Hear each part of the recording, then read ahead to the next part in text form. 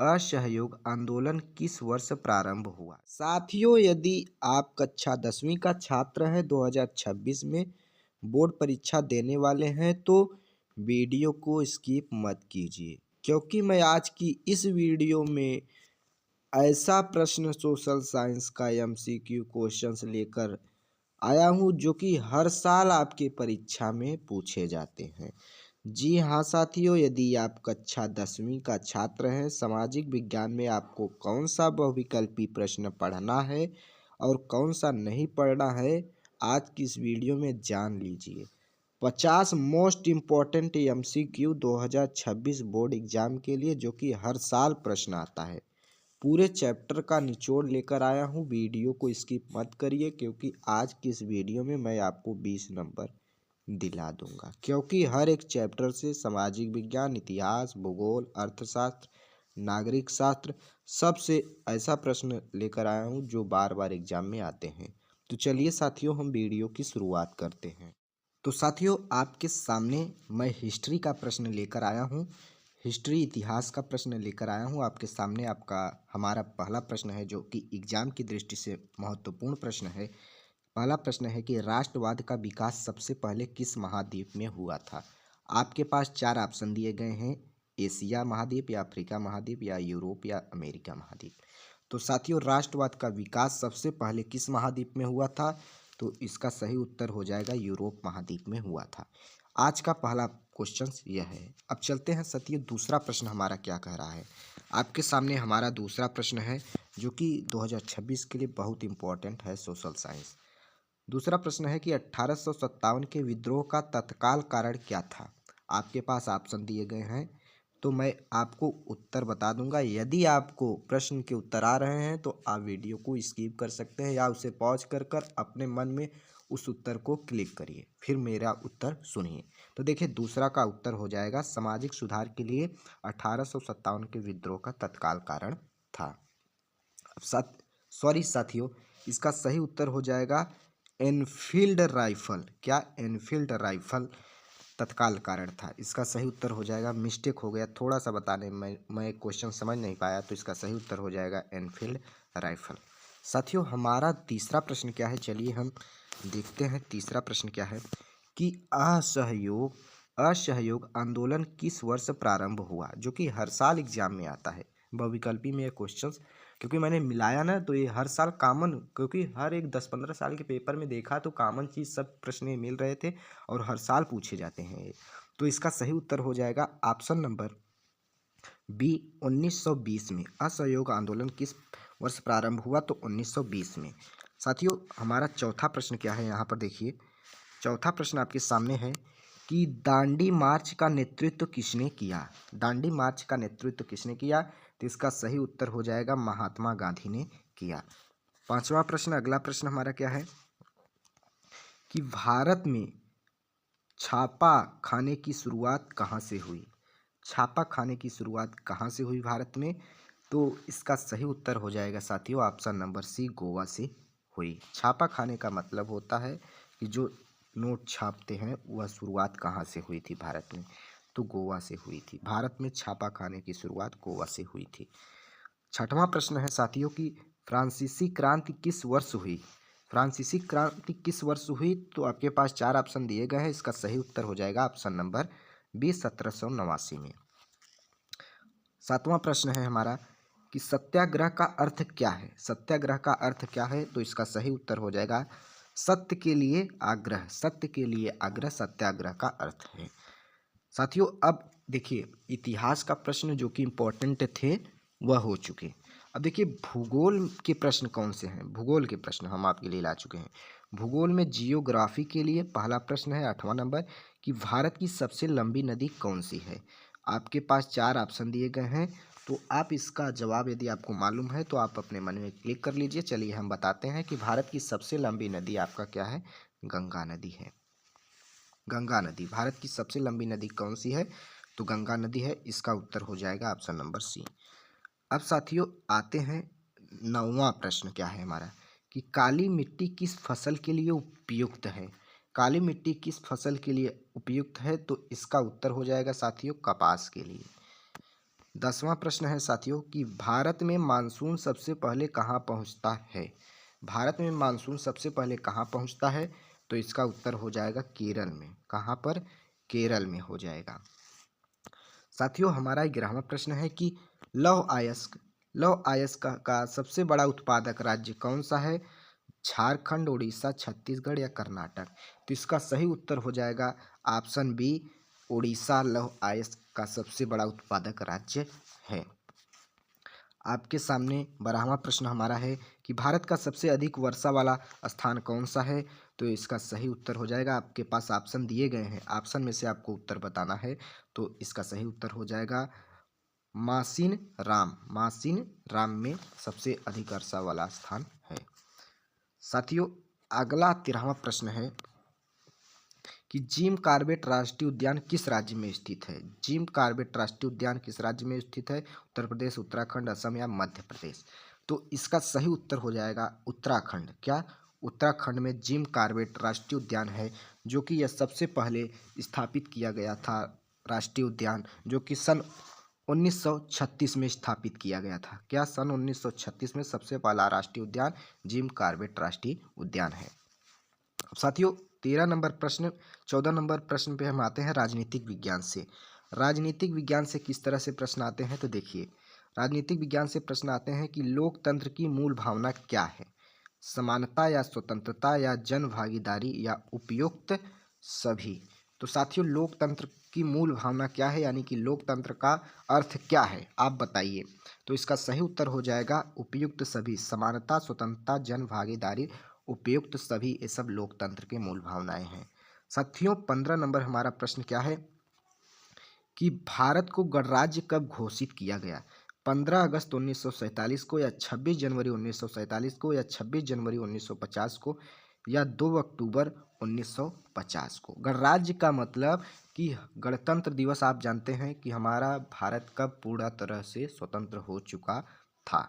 तो इसका उत्तर हो जाएगा 26 जनवरी 1950 को हमारा संविधान जो कि पूरा हो चुका था, उस समय हमारा भारत गणराज्य घोषित हो गया था। 16 नंबर प्रश्न है साथियों कि संविधान का संरक्षक कौन है। प्रधानमंत्री या राष्ट्रपति या सर्वोच्च न्यायालय या संसद। तो साथियों संविधान का संरक्षक तुम्हारा कौन होता है, तो जो कि सर्वोच्च न्यायालय होता है। इसका सही उत्तर हो जाएगा सर्वोच्च न्यायालय। साथियों आपके सामने 17 नंबर प्रश्न है कि संघीय शासन का अर्थ क्या है। सारी शक्ति केंद्र में या सारी शक्ति राज्यों में या शक्तियों का विभाजन या तानाशाही। तो संघीय शासन का अर्थ होता है कि शक्तियों का विभाजन। क्वेश्चन नंबर 17 का हो जाएगा शक्तियों का विभाजन, यानी कि जो भी पावर हो वह राज्य स्तर पर और केंद्र स्तर पर जिस देश में बट जाए उसे संघीय शासन प्रणाली का अर्थ कहते हैं। साथियों 18 नंबर प्रश्न है, आपके एग्जाम की दृष्टि से बहुत महत्वपूर्ण प्रश्न है। साथियों वीडियो की स्किप मत करिए, 100% यह छपने वाले प्रश्न है 2026 में सोशल साइंस में। भारत में सरकार के कितने स्तर होते हैं या भारत में सरकार के कितने अंग होते हैं। तो देखिए भारत में सरकार के कितने अंग होते हैं, 3 अंग होते हैं। 3 अंग होते हैं जो कि कार्यपालिका, न्यायपालिका और विधायिका, 3 यही अंग हैं। साथियों 19 नंबर प्रश्न है कि पंचायत राज व्यवस्था का तीसरा स्तर कौन सा है। ग्राम पंचायत या पंचायत समिति या जिला परिषद या नगर या निगम। तो पंचायत राज व्यवस्था का तीसरा स्तर कौन सा है, तो इसका सही उत्तर हो जाएगा ऑप्शन नंबर सी, जिला परिषद होता है, जिला परिषद। अब साथियों अर्थशास्त्र के आ जाते हैं, इकोनॉमिक्स के क्वेश्चंस कैसे आते हैं आपके बोर्ड परीक्षा में, जो कि बहुत इंपॉर्टेंट प्रश्न है। अर्थशास्त्र इकोनॉमी के, भारत की राष्ट्रीय आय में सबसे बड़ा योगदान किस क्षेत्र का है। कृषि या उद्योग या सेवा या खनन। तो इसका सही उत्तर हो जाएगा सेवा। क्या? सेवा। भारत की राष्ट्रीय आय में सबसे बड़ा योगदान किस क्षेत्र का है, तो इसका उत्तर हो जाएगा सेवा। 21 नंबर प्रश्न है साथियों, 21 नंबर प्रश्न है गरीबी रेखा का निर्धारण किस आधार पर होता है। आय या उपभोग या कैलोरी या उपरोक्त सभी। गरीबी रेखा का निर्धारण किस आधार पर होता है, तो इसका उत्तर हो जाएगा उपयुक्त सभी से होता है। वैश्वीकरण का मुख्य उद्देश्य क्या है। वैश्वीकरण का मुख्य उद्देश्य क्या है, तो इसका सही उत्तर हो जाएगा व्यापार को बढ़ाना ही वैश्वीकरण का मुख्य उद्देश्य होता है। 23 नंबर प्रश्न है साथियों, बैंक किस क्षेत्र से संबंधित है। बैंक किस क्षेत्र से संबंधित है, तो आपके पास 4 ऑप्शन दिए गए हैं। तो बैंक इसका उत्तर हो जाएगा ऑप्शन नंबर सी, बैंक तृतीयक क्षेत्र से संबंधित है। 24 नंबर प्रश्न है साथियों, मुद्रा का कार्य नहीं है क्या? विनिमय का माध्यम या मूल्य का माप या बचत या उत्पादन। तो साथियों मुद्रा का कार्य क्या नहीं है, आपको ये बताना है। आप एग्जाम में कंफ्यूज हो जाएंगे, पहले प्रश्न को आप सही से पढ़ेंगे। तो इसका उत्तर हो जाएगा वस्तु का उत्पादन। हरित क्रांति का संबंध किससे है? हरित क्रांति का संबंध किससे है? तो इसका सही उत्तर हो जाएगा साथियों ऑप्शन नंबर सी, कृषि से संबंधित है हरित क्रांति का संबंध। साथियों अब देखिए, अब आ जाते हैं मिसलेनियस प्रश्न, जो कि सब मिला जुला के प्रश्न आपके इंपॉर्टेंट प्रश्न 2026 एक्सपेक्टेड मिसलेनियस MCQ। देखिए अब 26 नंबर से मिसलेनियस चलते हैं, यानी कुल मिला जुला कर। जनगणना कितने वर्षों में होती है? तो आपके पास 4 ऑप्शन दिए गए हैं, 5, 8, 10 या 12। तो साथियों इसका सही उत्तर हो जाएगा ऑप्शन नंबर सी, 10 वर्षों बाद जनगणना होती है। 27वां प्रश्न क्या है साथियों, मानव विकास सूचकांक किस संस्था द्वारा जारी किया जाता है? विश्व बैंक या IMF या UNDP या WHO। तो साथियों इसका सही उत्तर हो जाएगा 27 नंबर का सी, UNDP मानव सूचकांक, जो कि UNDP संस्था द्वारा जारी किया जाता है। साथियों अब हमारा अगला प्रश्न क्या है, देखिए 28 नंबर प्रश्न है कि भारत का सबसे बड़ा राज्य क्षेत्रफल के अनुसार कौन सा है? भारत का सबसे बड़ा राज्य क्षेत्रफल के अनुसार कौन सा है? तो इसका सही उत्तर हो जाएगा ऑप्शन नंबर सी, राजस्थान है। कौन? राजस्थान। भारत में हरित क्रांति के जनक कौन है? भारत में हरित क्रांति के जनक कौन है? तो इसका सही उत्तर हो जाएगा जो कि MS स्वामीनाथन भारत में हरित क्रांति के जनक हैं। लोकतंत्र में अंतिम शक्ति किसके पास होती है? लोकतंत्र में अंतिम शक्ति किसके पास होती है? तो इसका सही उत्तर हो जाएगा संसद के पास होती है, सॉरी जनता के पास होती है। लोकतंत्र में अंतिम शक्ति किसके पास होती है? ये गलत है, जनता के पास होती है। क्वेश्चन नंबर 30 का सी सही हो जाएगा। 31 नंबर का उत्तर क्या हो जाएगा साथियों, भारत का सबसे बड़ा कोयला क्षेत्र कौन सा है? भारत का सबसे बड़ा कोयला क्षेत्र कौन सा है? झरिया है या बोकारो है या रानीगंज है या तालचेर है? तो इसका सही उत्तर हो जाएगा ऑप्शन नंबर ए, झरिया है। तो साथियों अगला हमारा प्रश्न है 32 नंबर कि वन संरक्षण का मुख्य उद्देश्य क्या है? साथियों वन संरक्षण का मुख्य उद्देश्य क्या होता है? तो इसका सही उत्तर हो जाएगा ऑप्शन नंबर बी, संतुलन बनाए रखने के लिए वन संरक्षण का मुख्य उद्देश्य होता है। 33 नंबर प्रश्न है साथियों कि महिला सशक्तिकरण का अर्थ क्या होता है? तो जो कि समान अवसर, क्या महिलाओं को दबाया नहीं जाए और उसको हर एक अवसर प्रदान की जाए, जो कि समान अवसर इसका सही उत्तर हो जाएगा। साथियों अगला प्रश्न हमारा है कि असंगठित क्षेत्र में काम करने वाले को क्या नहीं मिलता? नौकरी, सुरक्षा या नियमित वेतन, छुट्टी या उपरोक्त सभी। क्या नहीं मिलता? तो साथियों ये सभी नहीं मिलता असंगठित क्षेत्र में काम करने वाले लोगों को। जैसे कुछ दिन यहाँ पर काम किए, कुछ दिन वहाँ पर, जिसे कहते हैं लेबराना, उसकी बात कर रहे हैं हम। क्वेश्चन नंबर 35 नंबर कि भारत में सबसे अधिक जनसंख्या वाला राज्य कौन सा है? तो उत्तर प्रदेश भारत में सबसे अधिक जनसंख्या वाला राज्य है। भारत का सबसे सस्ता साधन कौन सा है? परिवहन का सबसे सस्ता साधन, परिवहन का सबसे सस्ता साधन जो कि जल होता है, जल। साथियों 37 नंबर हमारा प्रश्न है कि जाति आधारित राजनीति का परिणाम क्या है? यानी कि जातियों के भेदभाव पर राजनीतिक पर क्या प्रभाव पड़ता है? तो साथियों सामाजिक विभाजन या समानता या विकास या एकता। तो साथियों इसमें समाज में विभाजन होता है, यानी कि जब समाज में राजनीतिक शब्द जाति के नाम पर प्रवेश कर दे तो वह समाज का विभाजन कर देता है। क्वेश्चन नंबर 38, भारतीय संविधान कितने भागों में या कितने भागों में विभाजित किया गया है? तो इसका सही उत्तर हो जाएगा 22 भागों में विभाजित किया गया है।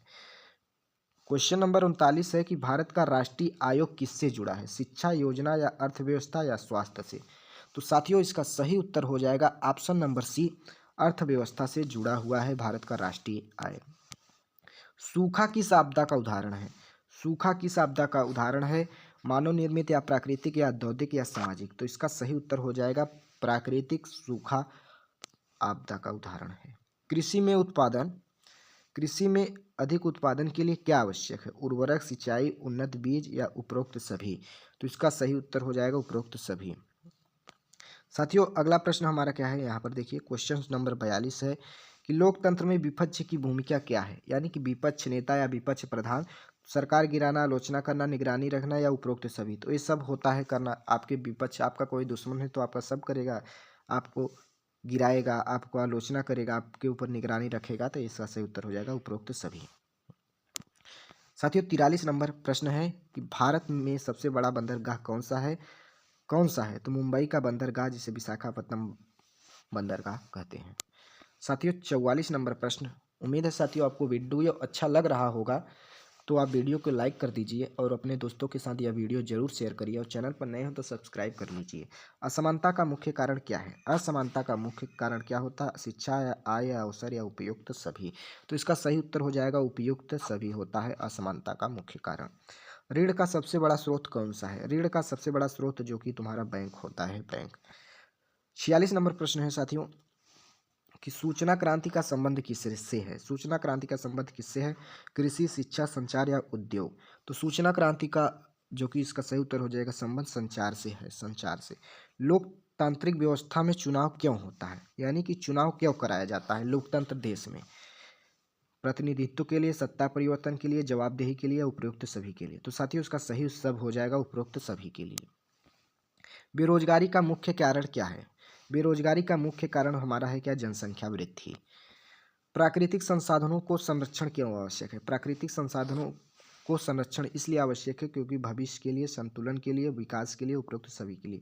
यानी कि इन सभी के लिए हमें अपना संतुलन बनाए रखने के लिए प्राकृतिक संसाधनों का संरक्षण हमें करना चाहिए। साथियों आज का लास्ट प्रश्न, इस प्रश्न का आप उत्तर कमेंट में बताइएगा कि भारतीय लोकतंत्र की सबसे बड़ी शक्ति क्या है? आपके पास 4 ऑप्शन दिए गए हैं, इसका उत्तर कमेंट में ज़रूर बताइए और अपनी राय दें कि यह वीडियो आपको कैसा लगा और मैंने जो भी बताया क्या एग्ज़ाम की दृष्टि से महत्वपूर्ण थे? हमारे दृष्टि से तो एकदम वेरी वेरी इंपॉर्टेंट थे। क्या आपके दृष्टि से थे कि नहीं, यह कमेंट में ज़रूर अपनी राय दें और मैं क्या इस वीडियो में कमी किया वो भी आप बताइए। धन्यवाद साथियों। यह सब PYQ हैं जो कि एग्ज़ाम में पूछे गए प्रश्न थे।